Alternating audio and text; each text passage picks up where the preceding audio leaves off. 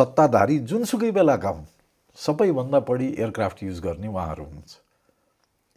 उहाँ चढेकै एयरक्राफ्ट दुर्घटना पर्ने हो भने जलन उपचार केन्द्र छ भनेर कहिले सोच्नुहुन्न। त्यसैले हेर्नुहोस्, एउटा कुरा के हो भने हामी भारतभन्दा कम छैनौँ जलन उपचारमा, सीमित छौँ, सीमित डक्टरहरू हुनुहुन्छ, तर नेपालको उपचार कुनै देशभन्दा कम छैन। किनभने जलनमा सबैभन्दा इम्पोर्टेन्ट समय हो। र त्रिपुरेश्वरबाट मेरो त प्रश्न अर्कै हुन्छ। हेर्नुहोस्, त्रिपुरेश्वरमा हाम्रो गणेश नेपालीजीको मैले पनि भिडियो देखा हो, प्रत्यक्ष रूपमा देखेको होइन।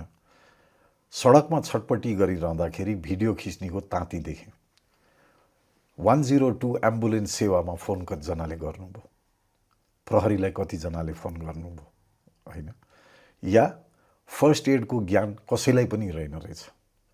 कतिजनाले उहाँलाई पानी खनाइदिनु भयो, कहीँ पनि देखिँदैन।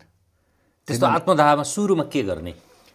आत्मदाह मात्रै होइन, कोही पनि जलेको बेलामा यदि लुगामा आगलागी भएको छ भने दौडिनु भएन, किनभने दौडियो भने अक्सिजनले झन बढ्छ। त्यसैले सिम्पल प्रोसेस के भन्छौँ भने स्टप, ड्रप र रोल, यानि रोकिनुहोस्, भुइँमा लड्नुहोस् र लडीबुडी खेल्नुहोस्। त्यसले गर्दा जिउमा लागेको, कपडामा लागेको आगो निभ्छ। त्यसपछि जलेका लुगा हटाइदिनुहोस्, गरगहना छ भने निकालिदिनुहोस् र कम्तीमा 20 देखि 25 मिनट बगेको पानीमा त्यो व्यक्तिलाई, त्यो जुन भाग जलेको छ त्यसलाई पानी खनाउँदै अस्पताल लिएर जानुहोस्।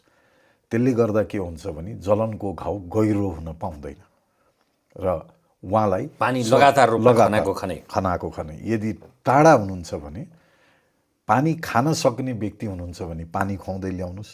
त्यसमा अझ जीवन जल 1 प्याकेट हालिदिनु भयो भने झन् राम्रो। र खान नसक्ने हुनुहुन्छ भने नजिकको स्वास्थ्य चौकीमा सलाइन चढाउँदै अस्पताल ट्रान्सपोर्ट गर्नुहोस् होइन। अस्तिको घटनामा मैले त्यो केही पनि देखिनँ होइन। त्यसले गर्दाखेरि एउटा कुरा के भने अहिले त हामी रमिते भइसक्यौँ नि। त्यो मात्रै पनि होइन, जनचेतनामा विद्युत प्राधिकरणले विद्युत जलन भयो भने के गर्ने भनेर कहिले तपाईँले जनचेतना चलाएको सुन्नु भएको छ?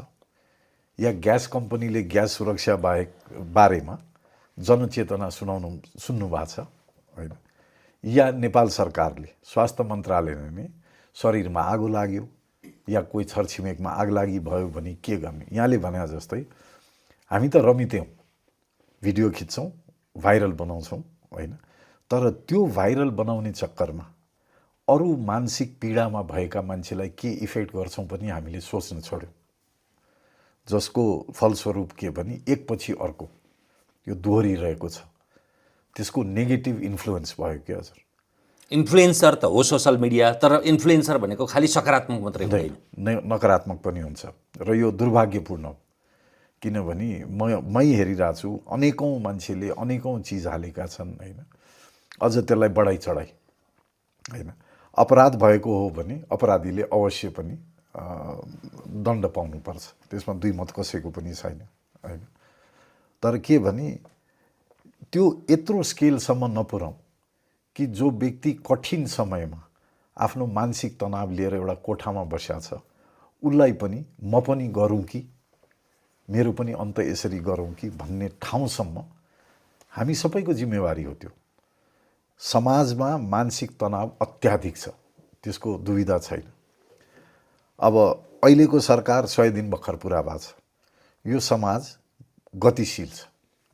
उहाँहरूले 100 दिनमा परिवर्तन गरेर न सकारात्मक हुन्छ न नकारात्मक हुन्छ, नसम्भव हुन्छ। न यो देश तुरुन्त बिग्रिएको हो न तुरुन्त बनाउन सकिन्छ, कुनै पनि हालतमा हुँदैन होइन। त्यसले गर्दाखेरि यो त हामी के भने सबै हरेक नागरिकको जिम्मेवारी हो। सरकारको छनौटमा हामीले मत मात्रै दियौँ, त्यसको माने हाम्रो भूमिका सकिएको होइन होइन। अहिले जुन अवस्था जलन अस्पतालमा छ होइन, यो यति कहाली लाग्दो छ। त्यसमध्येमा यस्ता केसहरूले त्यसलाई अलिकति उजागर गर्छ र सरकार अलिकति भनौँ न संवेदनशील देखिन्छ होइन। तर जलनको समस्यालाई सम्बोधन गर्न या संवेदनशील बन्नलाई कदापि यस्ता घटना कहीँ पनि नघटुन्, हाम्रो इच्छा त्यो होइन।